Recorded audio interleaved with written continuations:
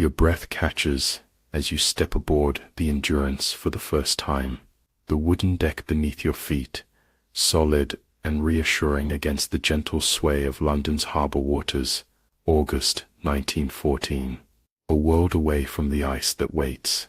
The ship, 146 feet of oak and Norwegian fir, seems substantial here, surrounded by civilization and certainty. You run your hand along the smooth railing, unaware that in mere months your fingers will be too numb to feel such sensations, too brittle with cold to appreciate the difference between wood and ice, between salvation and doom. Ernest Shackleton stands on the quarterdeck, watching as you and the other 27 men settle into what will become your world. His eyes hold a quiet certainty that pulls you forward, the magnetic conviction of a man who has already touched the frozen edge of the world and lived to speak of it. Though his previous Antarctic expedition reached within 97 miles of the South Pole before turning back, that failure seems to hang around him not as defeat, but as unfinished business.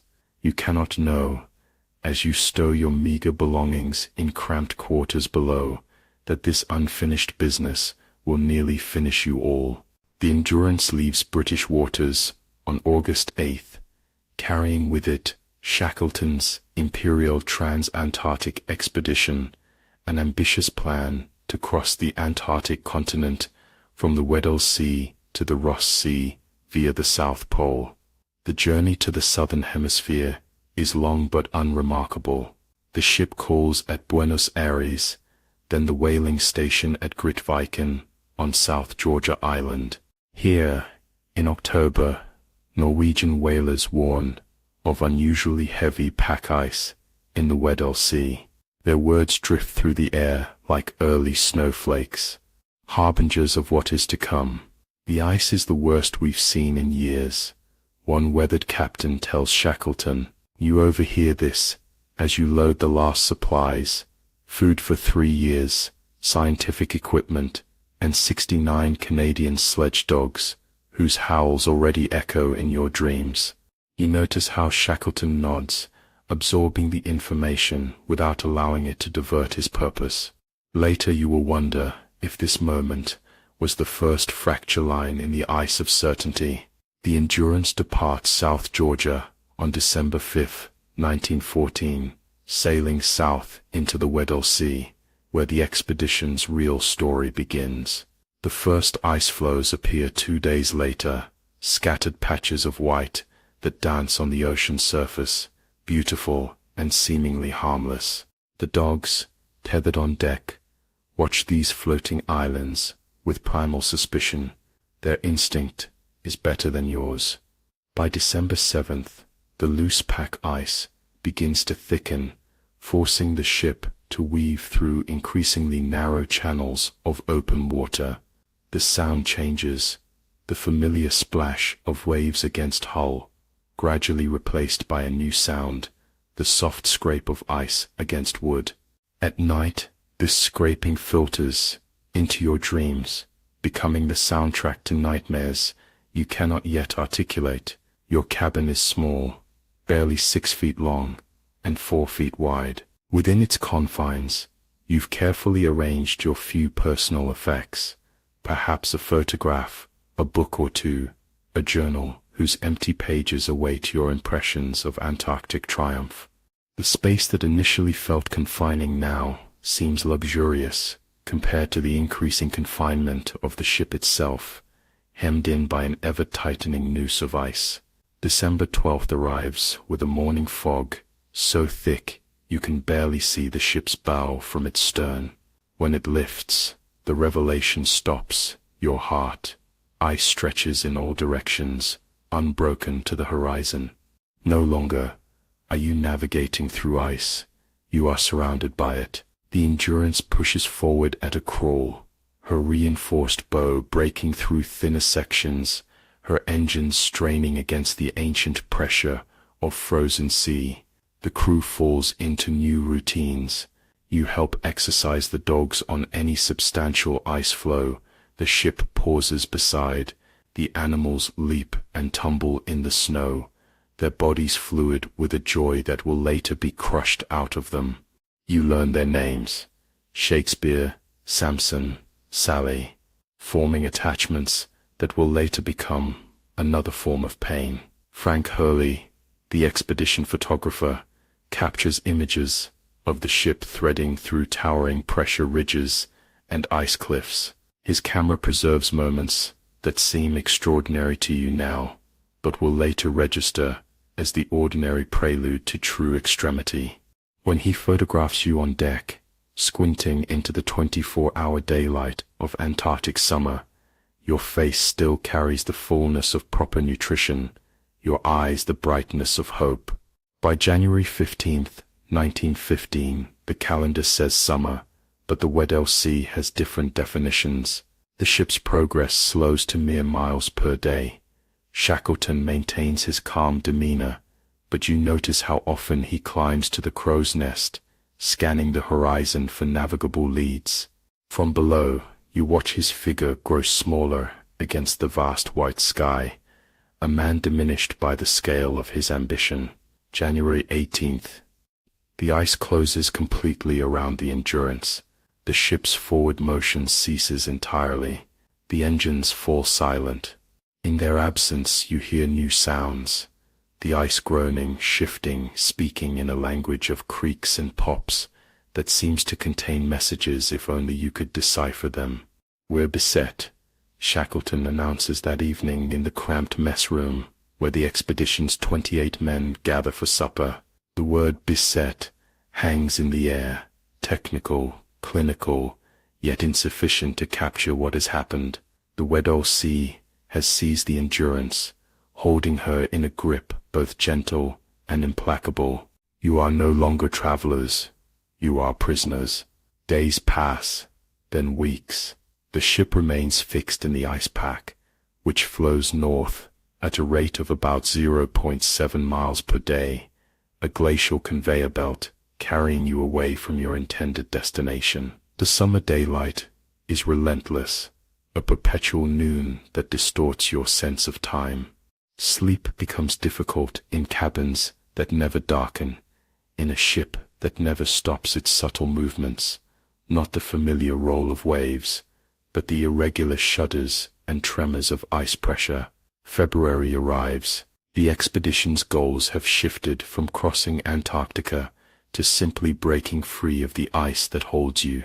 Shackleton orders regular stations, scientific measurements taken on the surface to monitor temperature, drift, and depth. These activities provide routine, purpose, distraction from the central fact of your situation.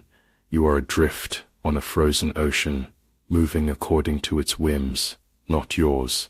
The cold is different from anything you've experienced before. Not the sharp, invigorating cold of a winter morning at home, but something alive and hungry. It searches for any exposure, any weakness in your layers of wool and canvas. It finds the gaps between glove and sleeve, the thin skin around your eyes, the vulnerable flesh of your nostrils. It turns exhaled breath into crystals that form intricate patterns on beards and mustaches. March brings the first signs of Antarctic autumn.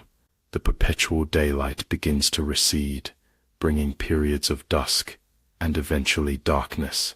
The temperature drops further. The ice pack solidifies around the ship, no longer separate floes, but a single frozen landscape extending beyond vision. The Endurance is no longer on the sea, but part of it, a wooden island in a continent of ice.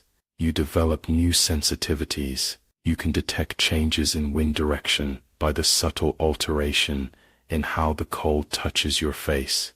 You learn to identify different types of ice by their sound underfoot, the high squeak of very cold dry snow, the wet crunch of warmer conditions, the hollow boom of ice covering a small pocket of air. These distinctions become your new language, replacing the vocabulary of normal life that grows more distant in your memory. April 24th, the Antarctic winter has arrived in earnest. The sun makes its final appearance before disappearing for months. You stand on deck with the others, watching this last sunset, a smear of red and orange along the horizon that seems to burn the edge of the world. Someone suggests taking a photograph, but Hurley shakes his head. Some moments, his expression seems to say, cannot be properly captured. In the new darkness, the Endurance begins to glow. Electric lights transformed her into a beacon in the black emptiness, the only human structure for hundreds of miles. From the ice, looking back at the ship at night, you think it resembles a lantern, fragile and precious. Inside, the expedition tries to maintain civilization, meals at regular hours, scientific work during the day, occasional games of chess or cards in the evening. Sometimes, Hussey plays his banjo while Leonard Hussey, the meteorologist, leads sing-alongs. But beneath these attempts at normalcy, changes are occurring. The ice pack is moving, flowing, responding to invisible pressures and currents. By May, massive pressure ridges begin forming near the ship, ice forced upward in jagged, sculptural formations taller than a man. The pack's once level surface becomes a terrain of hills and valleys, beautiful in daylight, treacherous in the long darkness.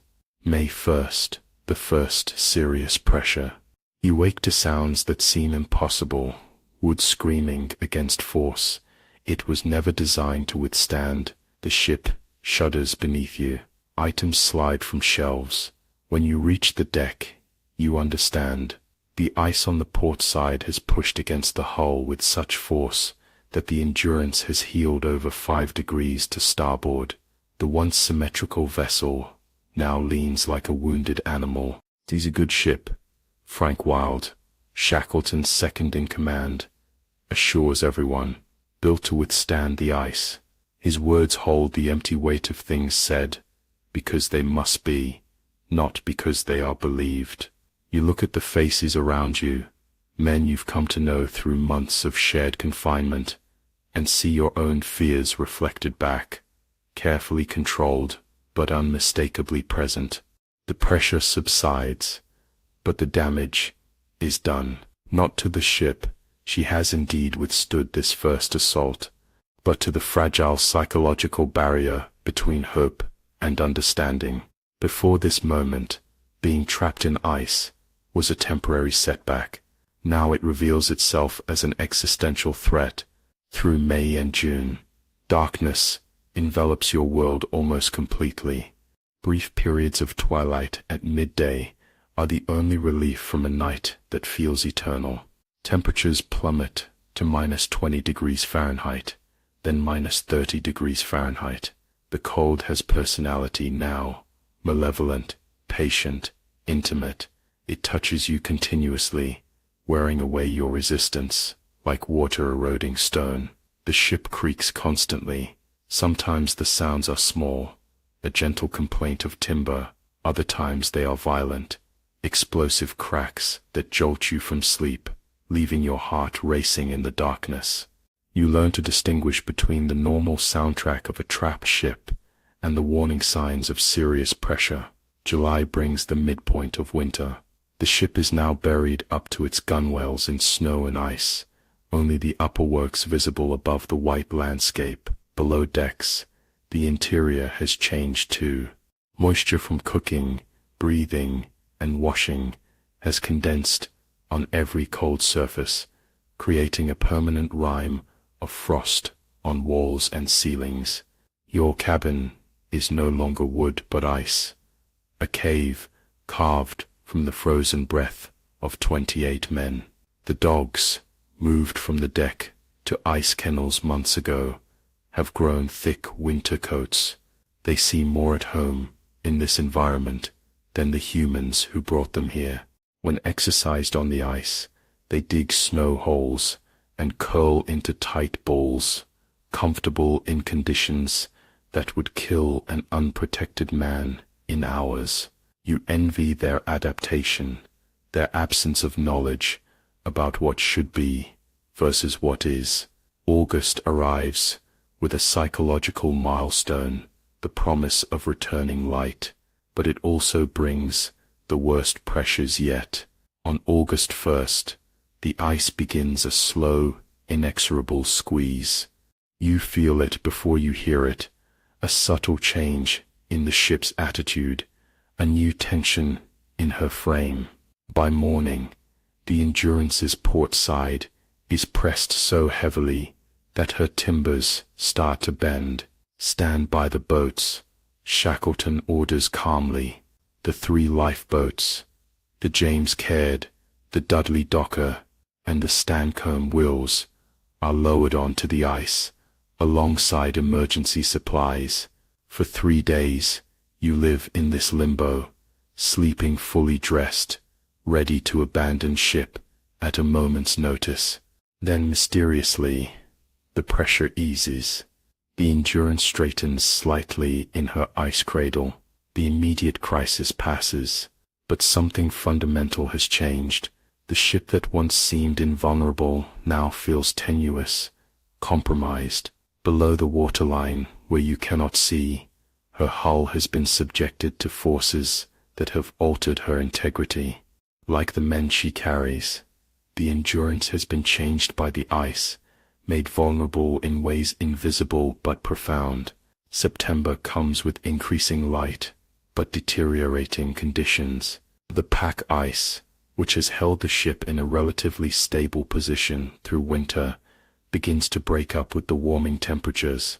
This should be cause for hope, the possibility of open water, but instead brings new dangers. The ice around the Endurance fractures into separate floes that grind against each other, creating pressure from multiple directions. On October 24th, the slow-motion disaster accelerates. A particularly violent pressure squeezes the ship's stern, twisting her frame. You hear it happening, a sound like a massive tree breaking in slow motion. When you rush to investigate, the damage is immediately apparent. The sternpost has been forced inward. The rudder is damaged beyond repair.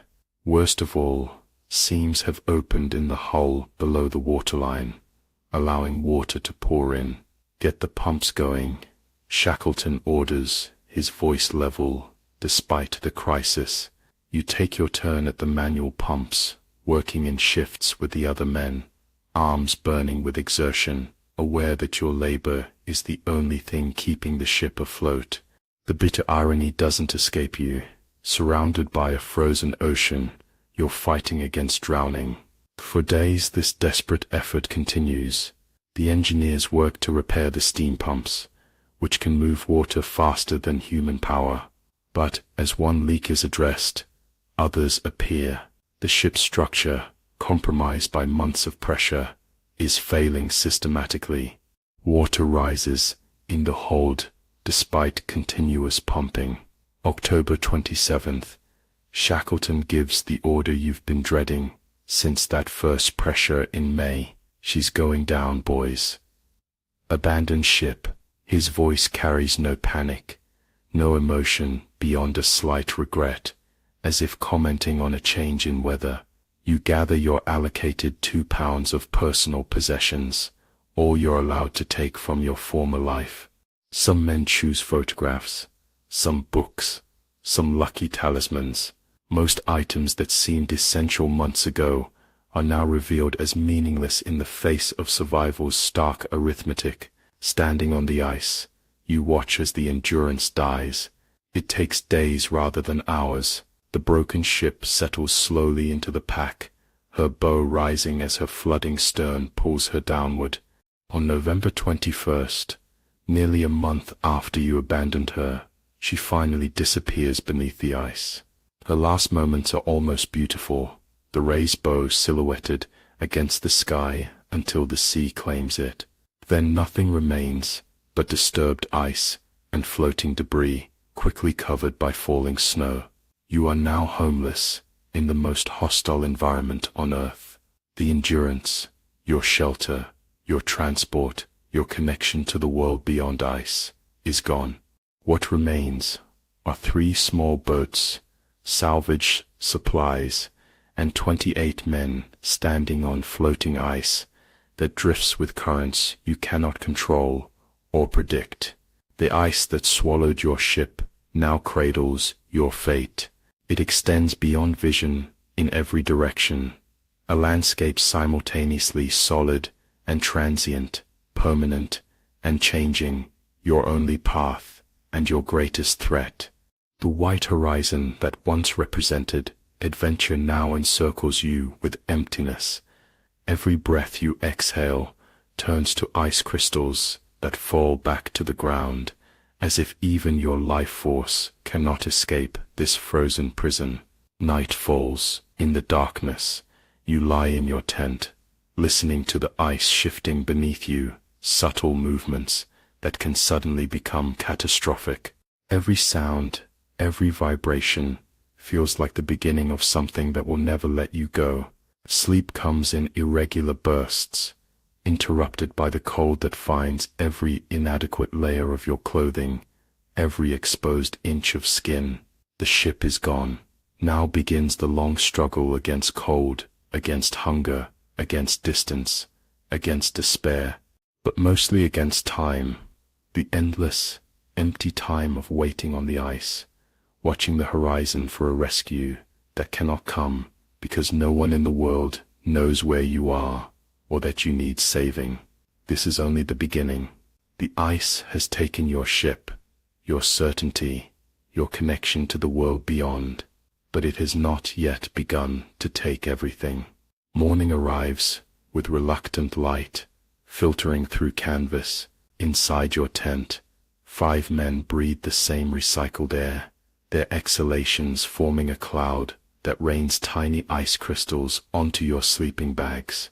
These crystals accumulate night after night, making the bags heavier, damper, less effective against the cold. You brush away what you can, but the moisture remains, a permanent companion in this frozen world. Shackleton has established ocean camp on a large floe that seems stable enough to support your improvised settlement. The Endurance's wreckage provided timber for platforms beneath the tents, preventing direct contact with the ice. This small barrier makes a critical difference. Without it, your body heat would melt the surface beneath you, soaking everything before refreezing. Such is the constant arithmetic of survival here. Small advantages accumulate or small errors compound, both with potentially fatal consequences. You emerge from the tent into still air so cold it feels solid in your lungs. Temperature is no longer a number, but a sensation, a living presence that presses against your face, searches for any opening in your clothing, and waits with infinite patience for mistakes. At -30 degrees Fahrenheit, exposed skin freezes in minutes. Metal touched with bare fingers will take the skin off. The moisture of your eye can freeze to the metal rim of a sextant if you're careless enough to look through it without protection. The camp stirs slowly. 28 men establish morning routines that create an illusion of normalcy. Water must be melted from ice for washing and drinking. Breakfast, increasingly sparse as rations are carefully measured, must be prepared on primus stoves that consume precious fuel. The dogs must be fed and exercised. Scientific observations must be recorded, following the expedition's original mission, even as its circumstances have catastrophically changed. Will march to land, Shackleton announces after consulting with Frank Wild and Captain Frank Worsley. The nearest known land is Paulet Island, roughly 346 miles northwest of your position. The plan seems reasonable until you consider the terrain. Between Ocean Camp and this distant sanctuary lies not solid ice, but pack ice, a constantly shifting mosaic of floes, separated by leads of open water or pressed together in impassable pressure ridges. Nevertheless, preparations begin for the march. Sledges are packed with supplies, boats, and equipment. The dogs, still strong, despite reduced rations, are harnessed to these sledges. On October 30th, 1915, you set out across the ice, leaving Ocean Camp behind. The first day's progress totals less than a mile. The sledges, loaded with essential supplies, sink into the soft snow. Men and dogs strain against their harnesses, progress measured in painful yards rather than miles. Worse, the ice itself is treacherous, riddled with hidden cracks and weakened areas that threaten to give way beneath the weight of men, dogs, and equipment. After 3 days of this futile effort, having covered less than 3 miles while exhausting both people and animals, Shackleton calls a halt. We'll establish a new camp and wait for the ice to carry us northward, he announces. This admission that human effort cannot overcome the environment's resistance marks another psychological threshold crossed, another surrender to forces beyond control.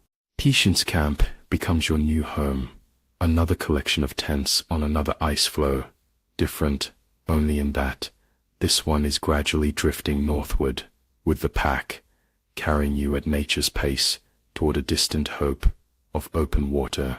Here, the true waiting begins. November becomes December. December surrenders to January.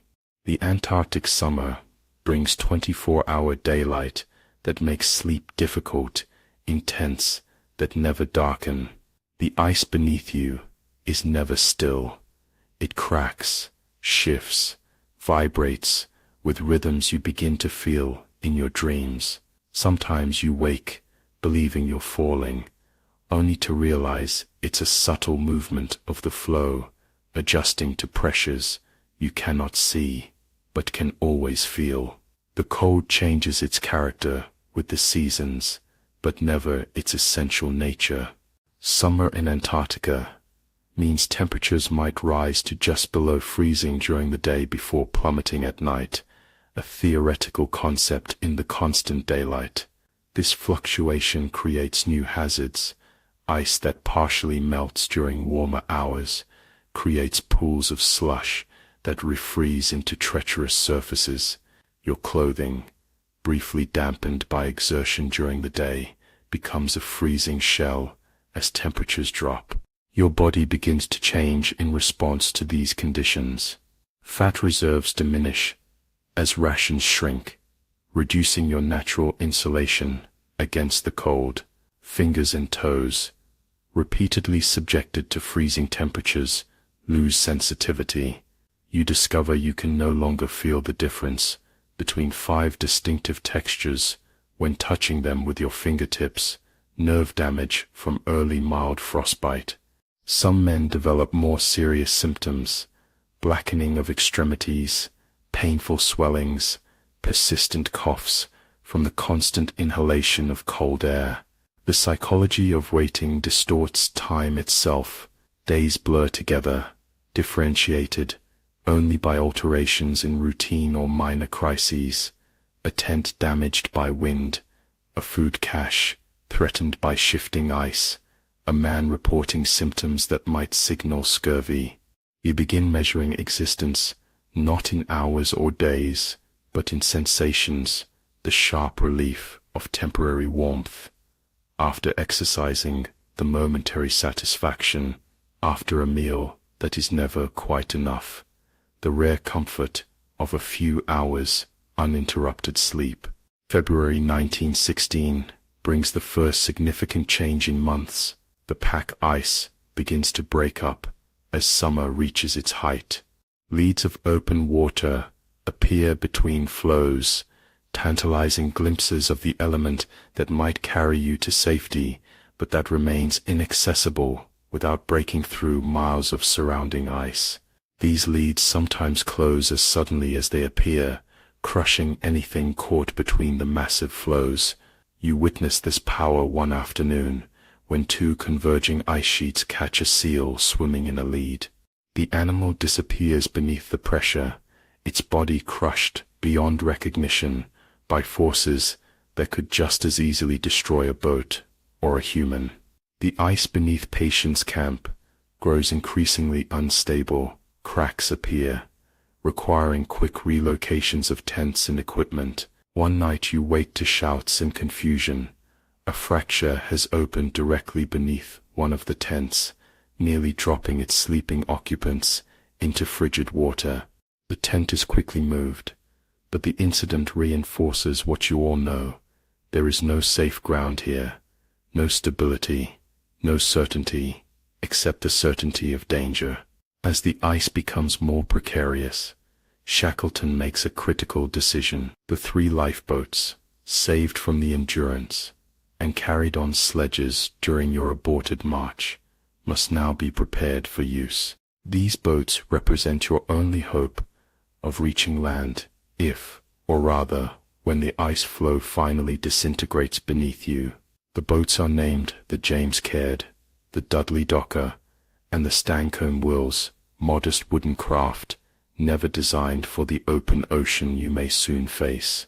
Carpenter Harry McNish works to strengthen them, using salvaged materials from stockpiled supplies.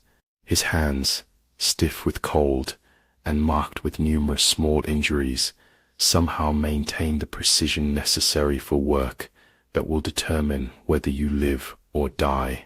March arrives with declining temperatures, the brief Antarctic summer yielding to autumn. The breaking of the pack ice slows, then reverses, floes refreezing together as temperatures drop. Your northward drift continues, however, carrying Patience Camp closer to the edge of the pack and the open southern ocean beyond. On April 9th, the waiting ends. The ice floe supporting Patience Camp splits multiple times within hours, reducing your living space to a fragment barely large enough to hold the tents. Launch the boats, Shackleton orders, his voice carrying above the groans of fracturing ice. There is no time for careful preparation. The disintegrating floe forces immediate action. The 3 boats are loaded with essential supplies, and the 28 men divided among them. Shackleton commanding the James Caird, Worsley the Dudley Docker, and Hubert Hudson the Stancomb Wills. As you take your assigned position, the reality of your new situation becomes clear. The relative stability of ice, treacherous as it was, has been replaced by the open movement of the sea. The boats rise and fall on frigid swells, water slopping over the gunwales, immediately soaking everything it touches. Your first night on the water is a lesson in new miseries. Unable to properly stretch out in the cramped boat, men sit wedged against each other, waves regularly breaking over the side, drenching clothing that has no opportunity to dry. The temperature hovers just below freezing, warm enough to fall as rain rather than snow, but cold enough to push the human body toward hypothermia when wet. You take turns bailing, your numb hands moving mechanically to scoop water that seems to enter as quickly as you remove it. Dawn reveals a seascape of scattered ice floes and stretches of open water, a maze you must navigate toward distant land.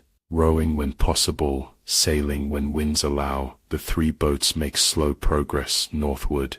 Communication between boats is difficult among the waves, shouted instructions often lost in wind, or the sound of ice floes grinding together.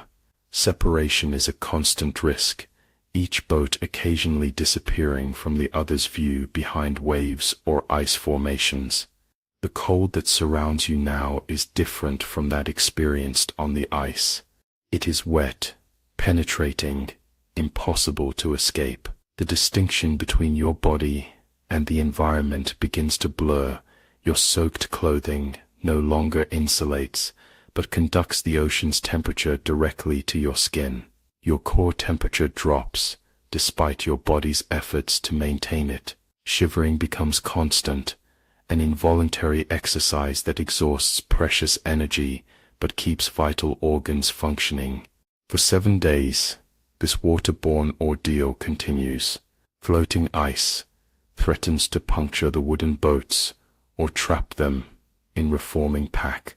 Waves threaten to swamp you completely. The men take turns at the oars, their hands developing suppurating blisters that freeze and thaw with the daily temperature cycle. Sleep comes in brief snatches, minutes rather than hours, as most men must remain awake to manage the boats. On April 15th, Elephant Island appears on the horizon, a mountainous, largely ice-covered landmass in the South Shetland Islands.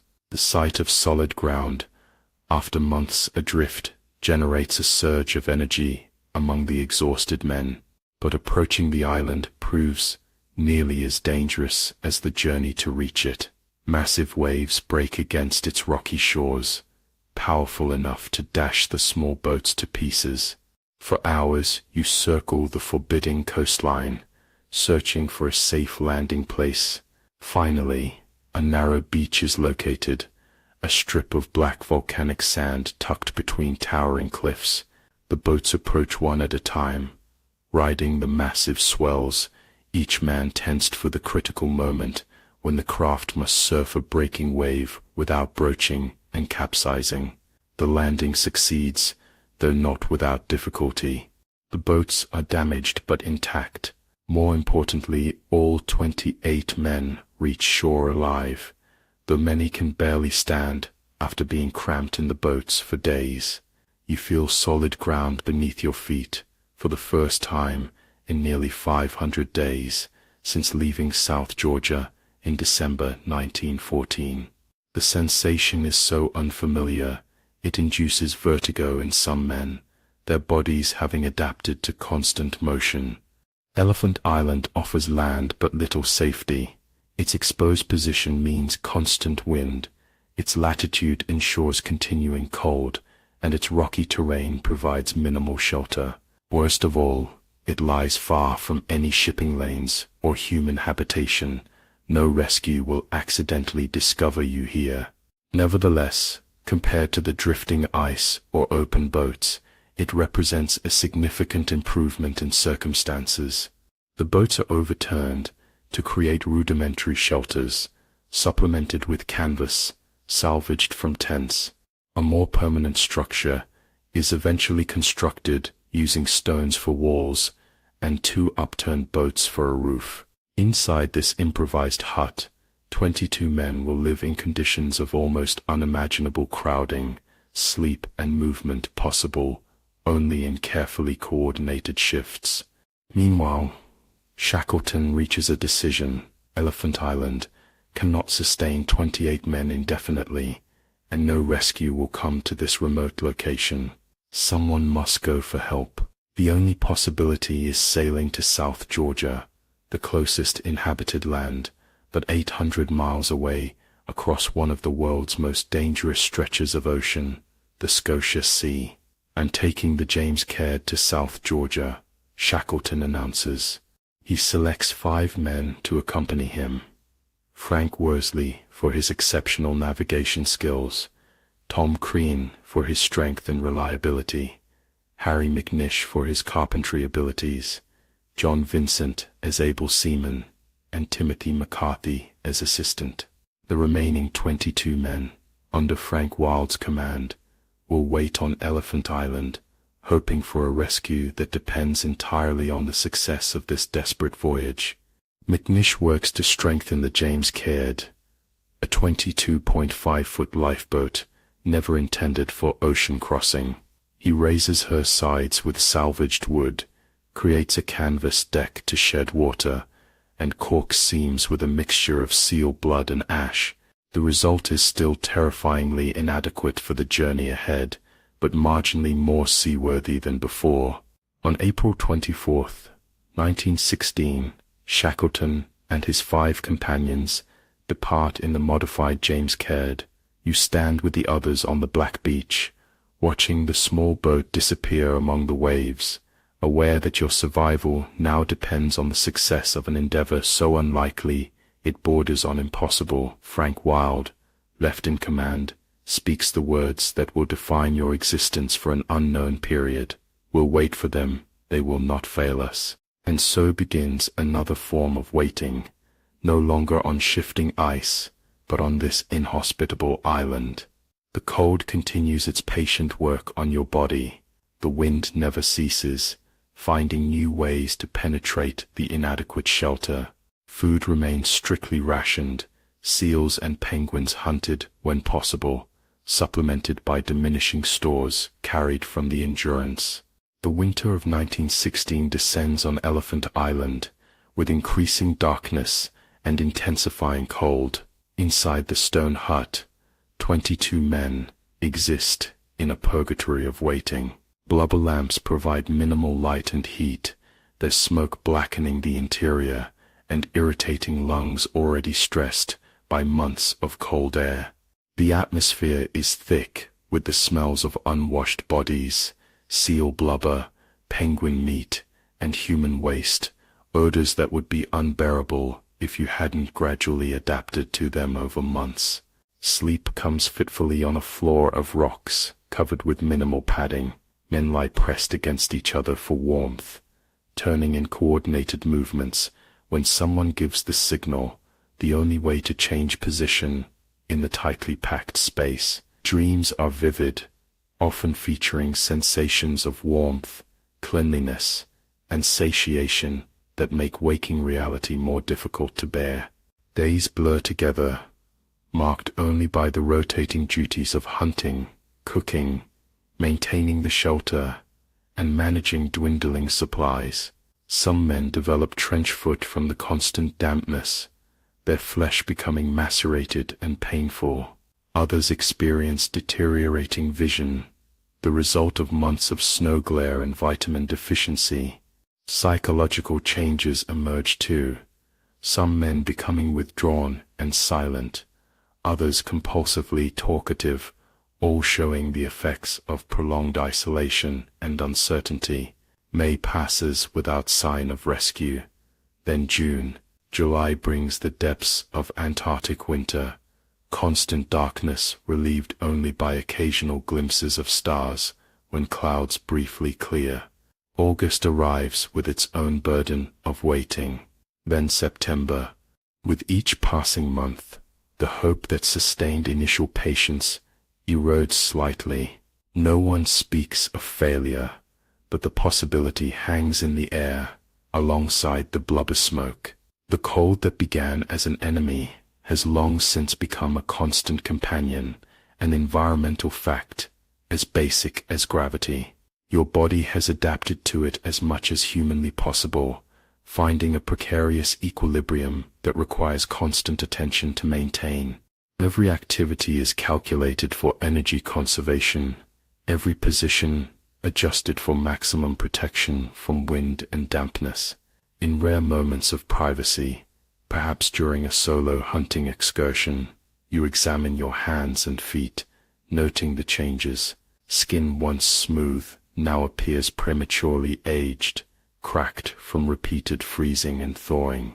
Nails are ridged and discolored from nutritional deficiency. Some fingers never fully regain sensation after frostbite, remaining partly numb, their precise movements lost. These are the visible markings of cold's passage through your body, the external record of its internal work. The waiting continues.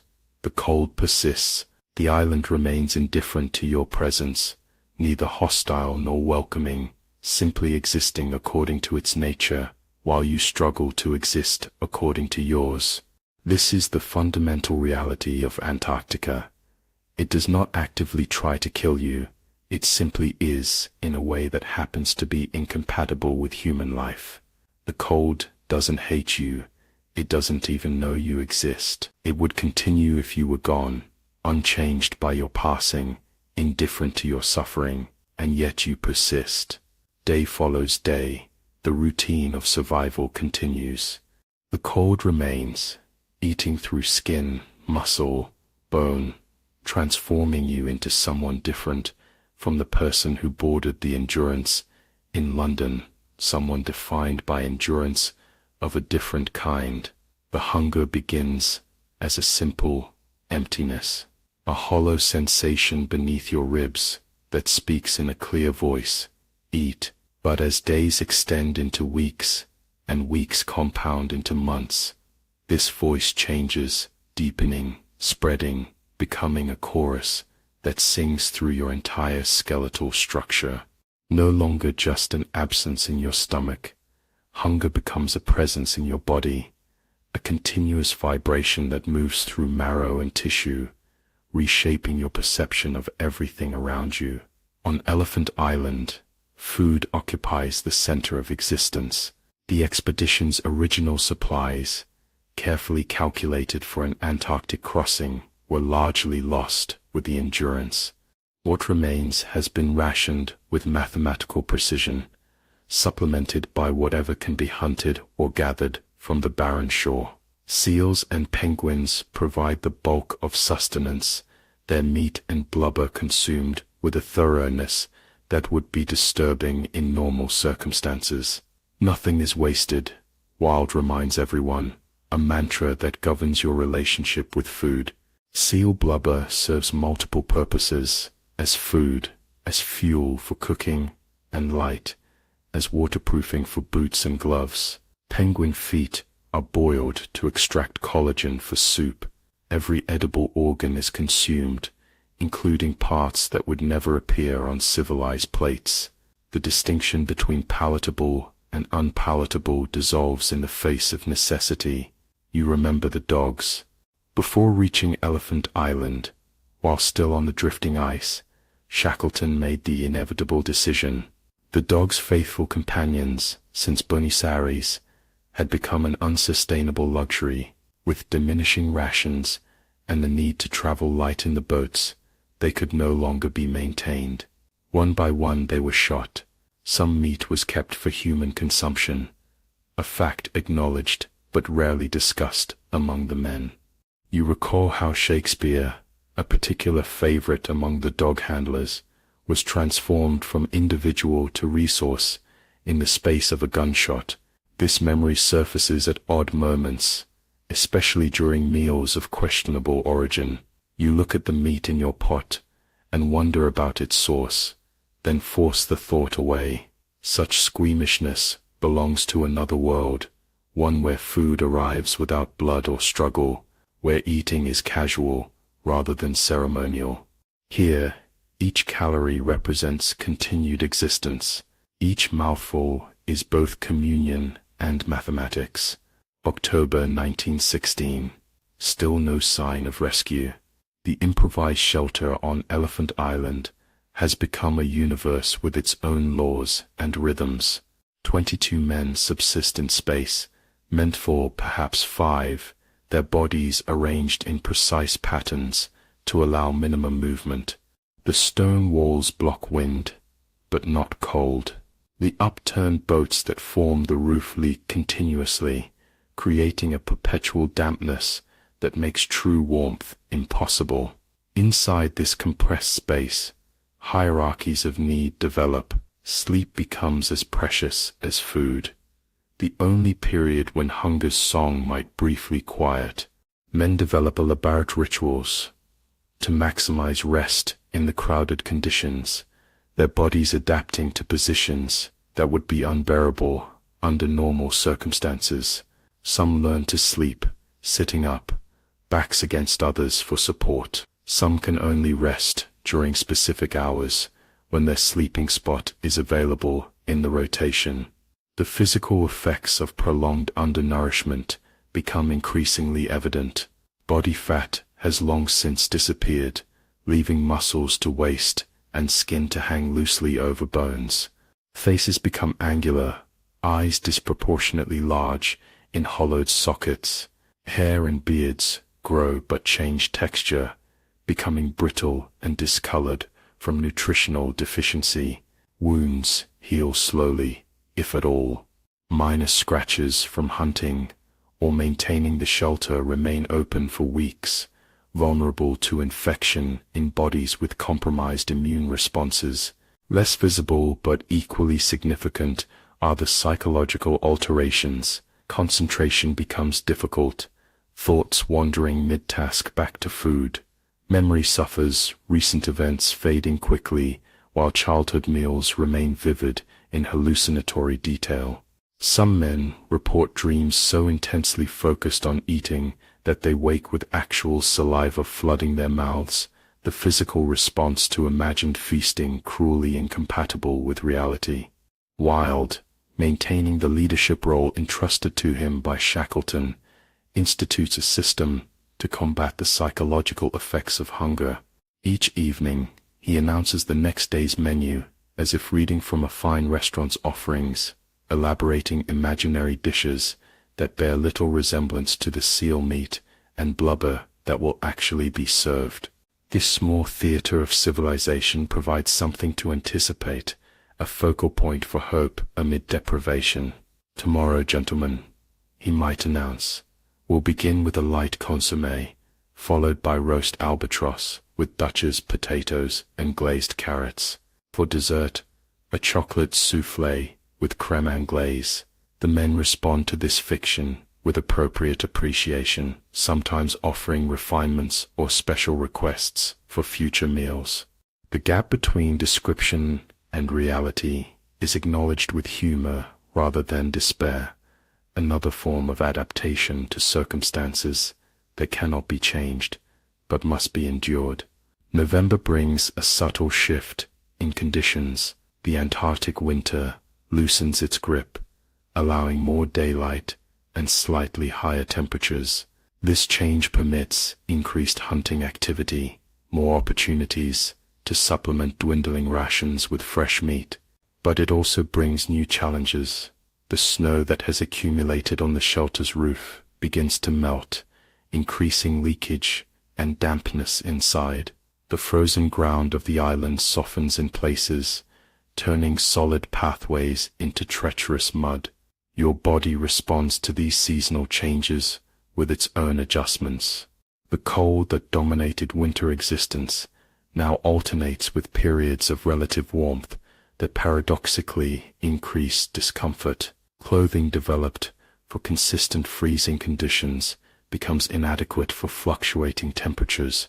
Sweat, a rare occurrence in deepest winter, returns during exertion, creating dangerous dampness that chills rapidly when activity ceases. Throughout these physical challenges, hunger remains constant, the baseline condition against which all other sensations are measured. You discover that hunger has qualities beyond intensity. It has texture, temperature, movement. Sometimes it manifests as a sharp, localized pain beneath the sternum.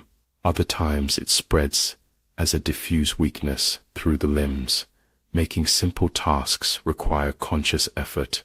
Most persistent is the hollow vibration through bones and joints, the singing that gives voice to depletion. December 1916. 8 months since Shackleton departed in the James Caird. 8 months of waiting on this inhospitable shore.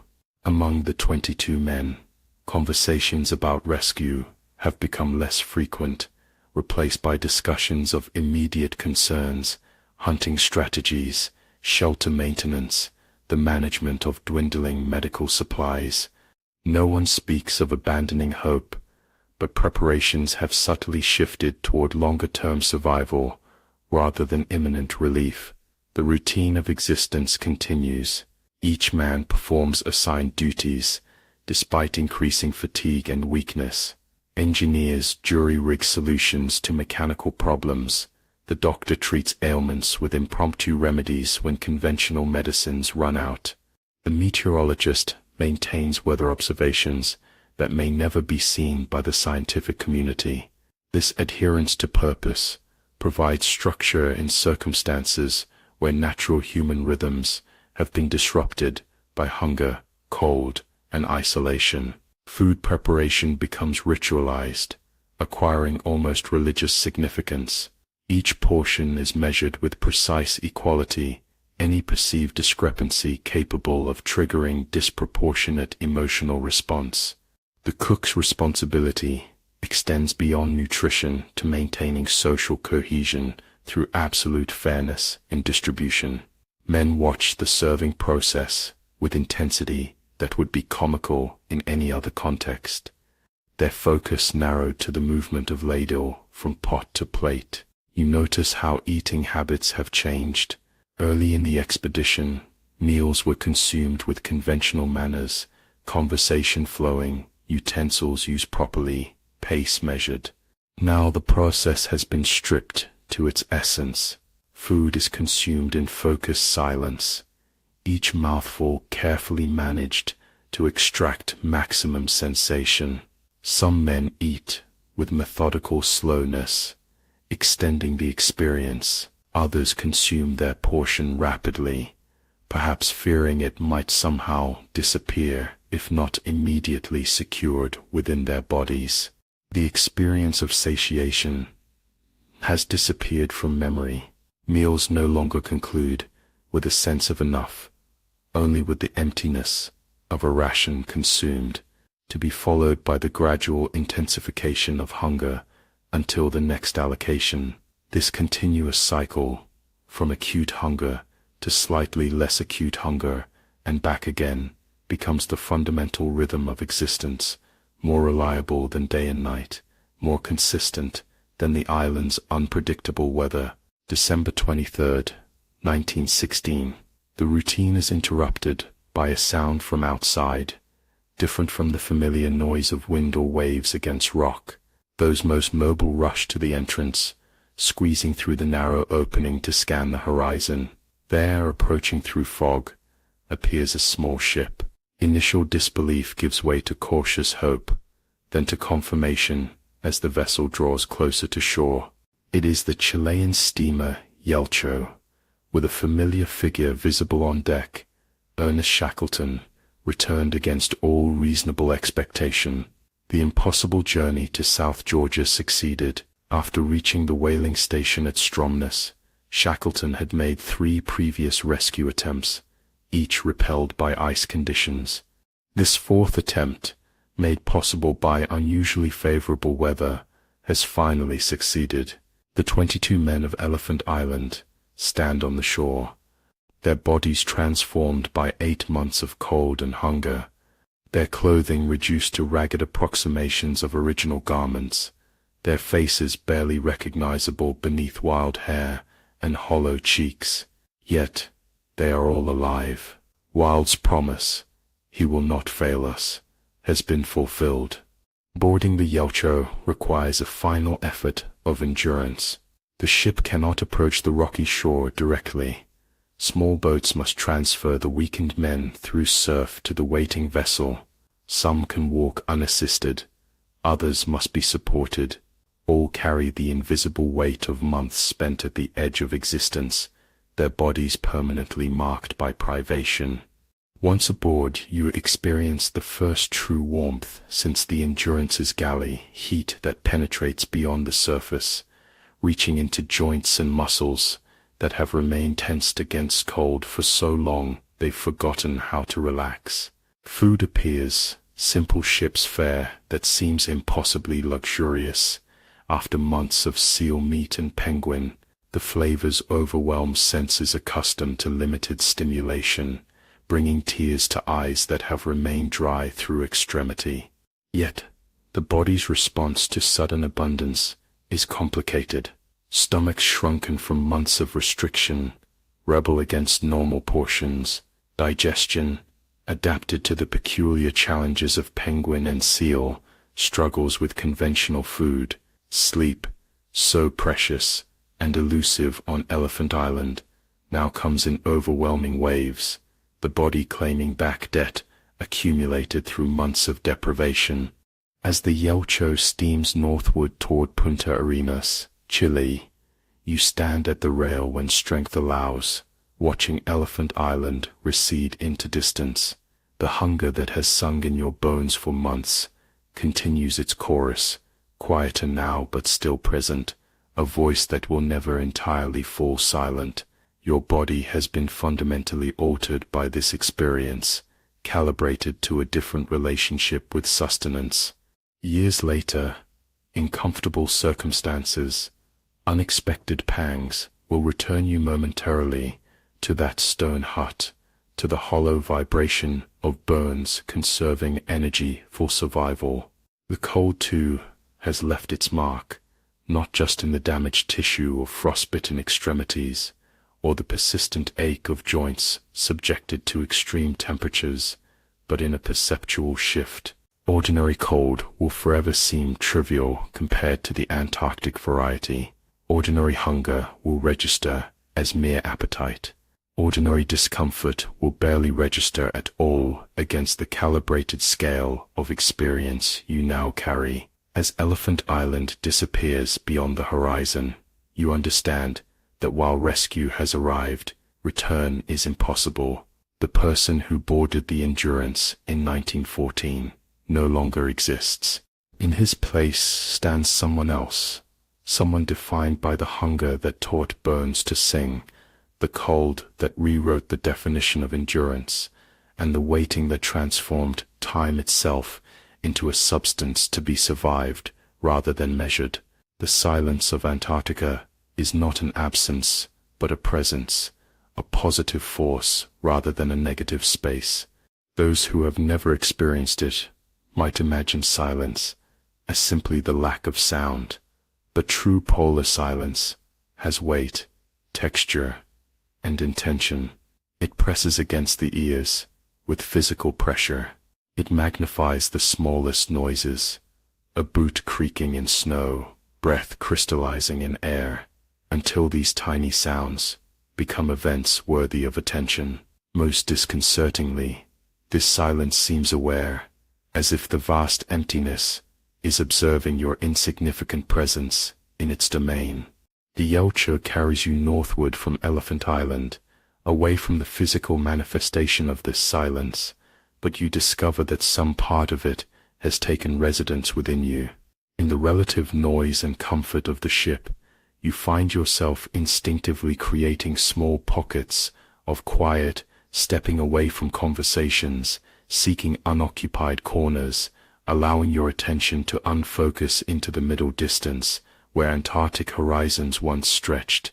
These moments aren't exactly homesickness for that hostile place, but rather recognition that you've been altered to resonate at its frequency. The expedition's rescue unfolds across multiple stages. The Yelcho delivers all 28 men safely to Punta Arenas, Chile, where they receive medical attention and begin the process of physical recovery. Messages are sent to a world distracted by the Great War, announcing the miraculous survival of an expedition long presumed lost. After decades of your life compressed into each day of the ordeal, time suddenly expands again, hours filling with rest, meals, conversations that don't center on survival. Your body responds to this abundance with confusion. Sleep comes in irregular patterns, periods of near unconsciousness, interrupted by sudden complete wakefulness, triggered by unfamiliar comfort. Digestion struggles with regular meals after adapting to extreme restriction. Muscles accustomed to constant tension in defense against cold gradually relearn relaxation. The physical self that efficiently adapted to Antarctic conditions now must readapt to normal existence, a transition almost as demanding as the original adjustment to extremity. More complicated is the psychological reorientation. For nearly 2 years, the expedition's universe consisted of 28 men in isolated struggle against environment. Now, surrounded by strangers, asking questions about your experience, you discover that language seems inadequate. Words like cold, hungry, and afraid have been stretched beyond their conventional definitions, rendering them useless for communication with those who associate these terms with ordinary discomfort. What was it like? People ask, their faces showing genuine curiosity. You attempt answers that inevitably fall short. How to explain the quality of silence that followed the Endurance's death groans? How to convey the particular emptiness of a horizon that contains nothing human beyond your immediate companions? How to articulate the strange intimacy that develops when 28 men share space designed for 5, their bodies arranged in careful patterns that maximize the meager heat they generate. Some of your companions respond to these questions with performed narratives, stories shaped into beginning, middle, and end, with appropriate dramatic emphasis and occasional humor. These accounts aren't exactly false, but they transform the formless experience of Antarctic survival into something digestible for audiences who need coherence.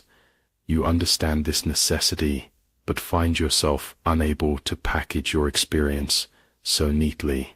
Instead, you notice yourself withdrawing into silence during these conversations, allowing others to speak while you recede into the internal space where Antarctica still exists. This withdrawal isn't conscious avoidance, but intuitive recognition that some experiences resist conventional sharing. The truth of what happened lives in the body as much as the mind, in altered metabolism, in recalibrated temperature sensitivity, in the permanent changes to extremities damaged by cold. As physical recovery progresses, differences emerge in how expedition members reintegrate into normal society. Some appear to transition seamlessly, resuming interrupted lives with minimal visible difficulty. Others struggle more openly with the contrast between Antarctic extremity and everyday concerns. You observe these variations without judgment, recognizing that each man's response reflects his particular nature rather than relative strength or weakness. The process of returning continues.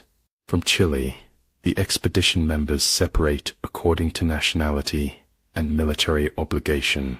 Many of the men, including Shackleton, return to active duty in a world war that has transformed the global landscape during your absence in the ice.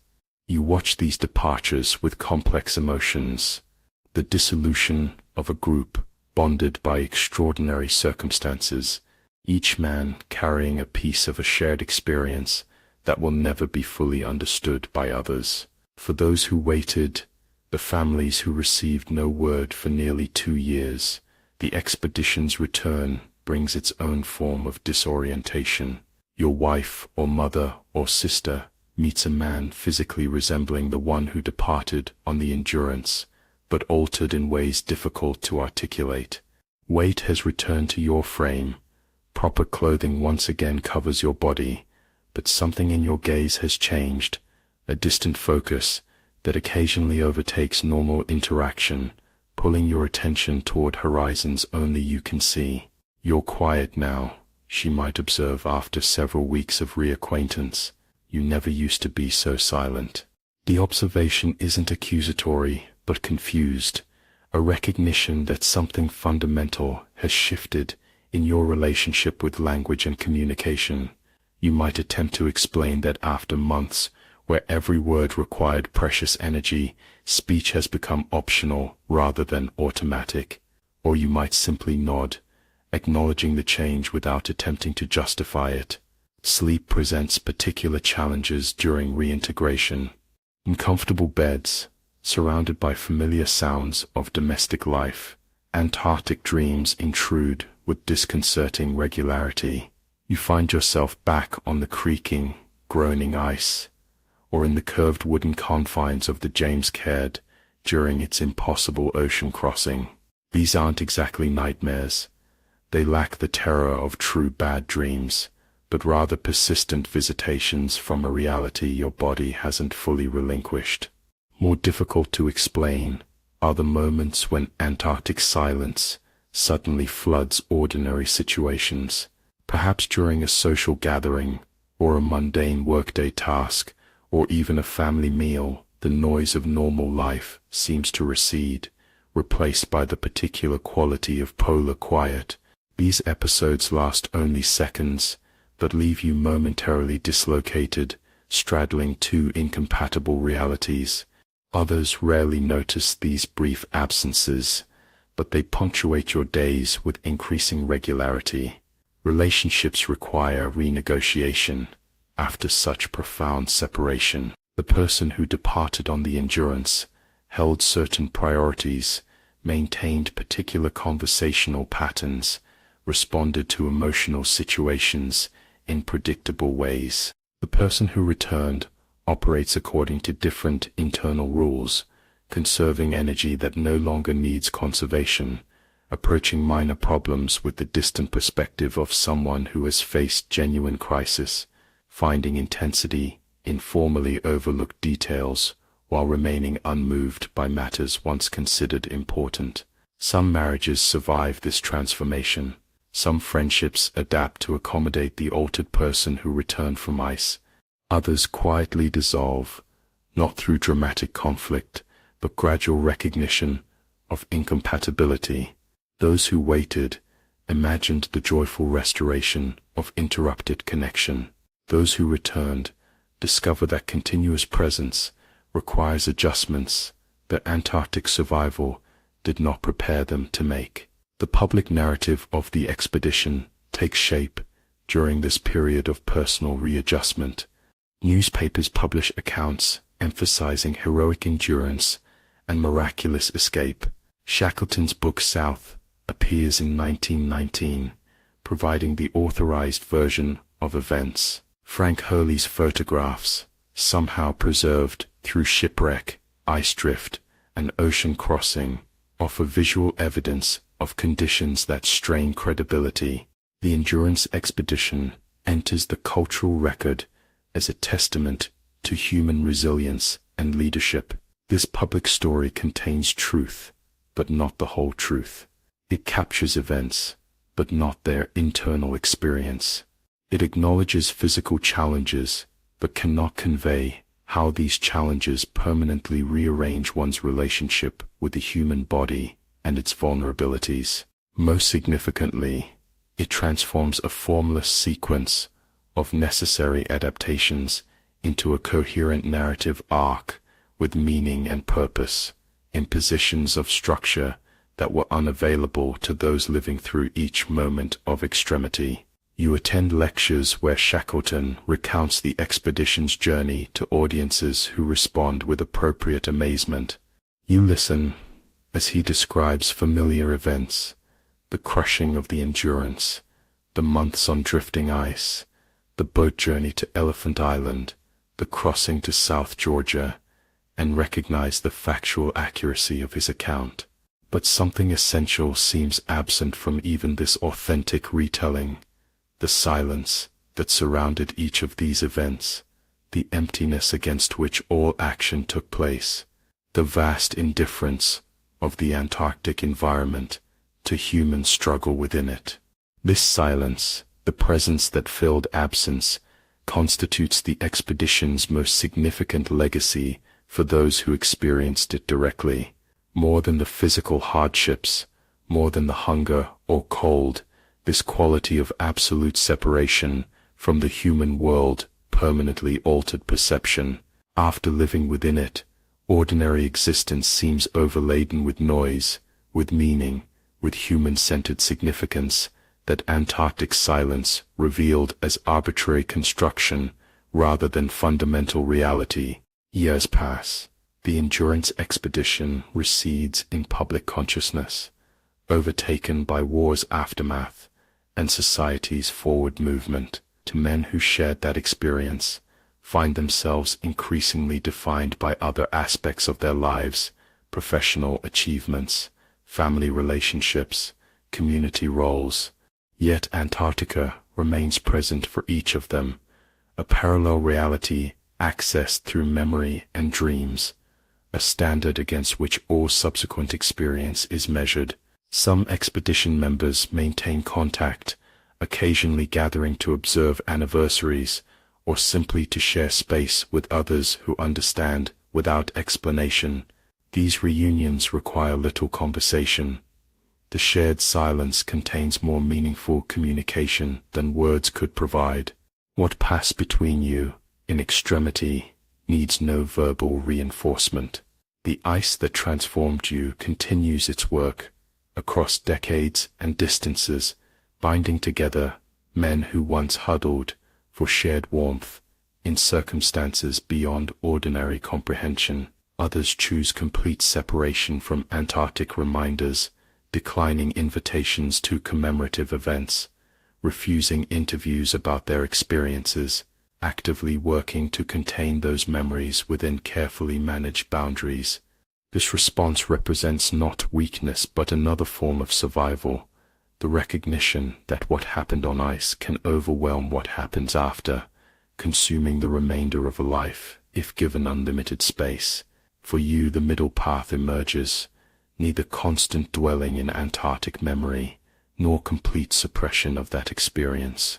You discover that integration happens naturally over time.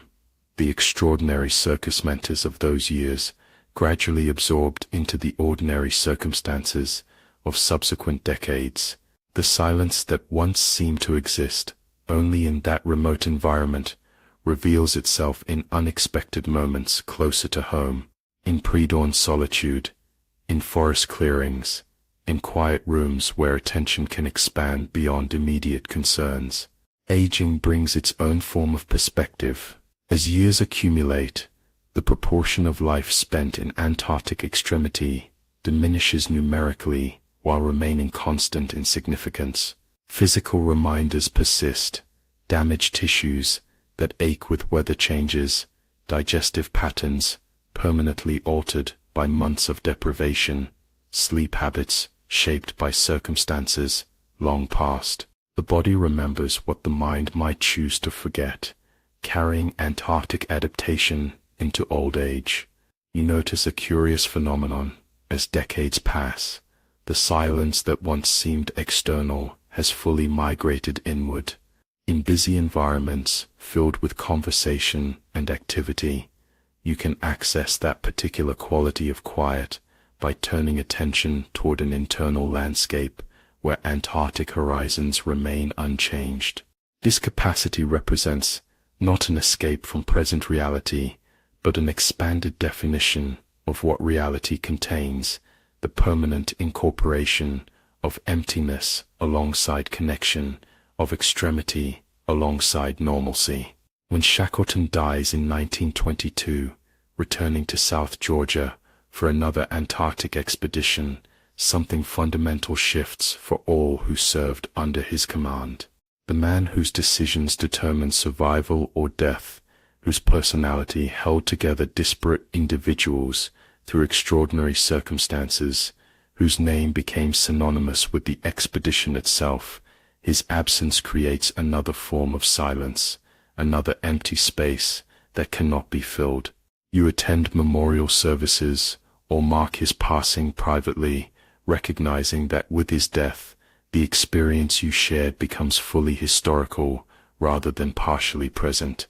The remaining decades of your life unfold according to ordinary patterns: work, family, the gradual narrowing of possibilities that accompanies aging. Antarctic memories neither dominate nor disappear, but find their proper proportion within accumulated experience. You discover that what initially seemed like damage, the permanent alteration of perception, the recalibration of what constitutes hardship, the awareness of human fragility against environmental scale, ultimately represents a form of wisdom unavailable through conventional paths.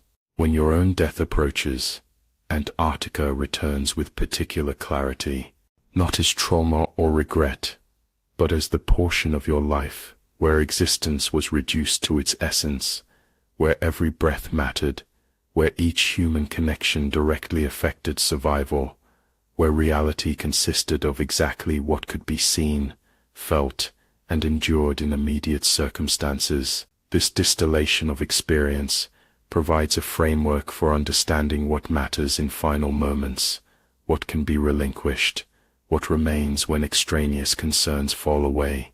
The silence that once seemed like it might break you reveals itself as the thing that ultimately made you whole, not by filling emptiness with noise, but by teaching you to recognize emptiness as fundamental rather than aberrational. What appeared as absence was actually presence in its purest form. What felt like isolation was connection to something larger than human concerns. What manifested as extreme deprivation became the standard against which all subsequent experience could be measured and appreciated. In your final moments, Antarctic silence returns, not as memory, but as recognition. The space between heartbeats expands, breath slows and simplifies, awareness contracts to essential perception. These physiological changes mirror what adaptation to extreme cold once required: the conservation of energy, the prioritization of core function, the acceptance of what cannot be changed. The body remembers its Antarctic lessons, applying them to this final transition from presence to absence, from noise to silence, and so the circle closes. The ice that nearly killed you provided the template for how to die peacefully. The cold that ate through skin taught the distinction between discomfort and suffering. The hunger that sang in your bones demonstrated how much could be surrendered while still maintaining essential self. The silence that seemed to threaten sanity ultimately revealed itself as the ground of existence rather than its enemy. This is what remained frozen in the ice forever, not some portion of identity lost to trauma, but wisdom gained through extremity. Not what Antarctic experience took from you, but what it added, a dimension of understanding, unavailable through conventional paths, a standard against which subsequent experience could be measured, a silence that speaks more truly than words. The expedition members who survived, transformed by ice, by cold, by hunger, by silence, carried this altered perception back into ordinary reality. Their subsequent lives, whether quiet or celebrated, long or brief, represented the integration of Antarctic extremity into human normalcy. They demonstrated that even the most extraordinary circumstances can be absorbed into continuous identity, not without permanent change, but without permanent diminishment. Their legacy lies not merely in the remarkable story of survival against overwhelming odds, but in how that survival informed the remainder of their lives, the quality of attention they brought to ordinary moments, the perspective they maintained when facing lesser challenges, the capacity they developed for finding significance in silence rather than noise. The true measure of endurance was not just surviving Antarctica, but carrying its essential lessons back into a world that could never fully understand what had been endured. In the end, this remains the expedition's most profound achievement, not just that they returned, but that they returned transformed rather than broken, carrying within them a silence that would have destroyed weaker men, but instead became a source of strength, of clarity, of previously unavailable wisdom. They demonstrated that it is possible to experience the absolute edge of human endurance and incorporate that experience into ongoing existence. They proved that even in circumstances of complete extremity, something essential remains, and that this essential self, tested beyond rational limits, emerges not diminished, but clarified, not weakened, but tempered, not silenced, but attuned to deeper rhythms than ordinary existence reveals. And so the answer becomes clear. You wouldn't have lasted a day in the Antarctic with Ernest Shackleton, not because the conditions were impossible, though they were, but because surviving them required becoming someone else entirely, someone you can glimpse, but never fully know, until extremity forces such transformation. The ice that swallowed ships, the cold that ate through skin, the hunger that sang in bones, the silence that broke men, these were not just challenges to endure, but agents of profound alteration, changing not just circumstances, but fundamental self. The silence continues. The ice remains. The expedition members have all returned to the elements from which they temporarily emerged. The story persists. not just as historical record or adventure tale, but as testimony to what humans can endure, what such endurance costs, and what it ultimately reveals about existence itself.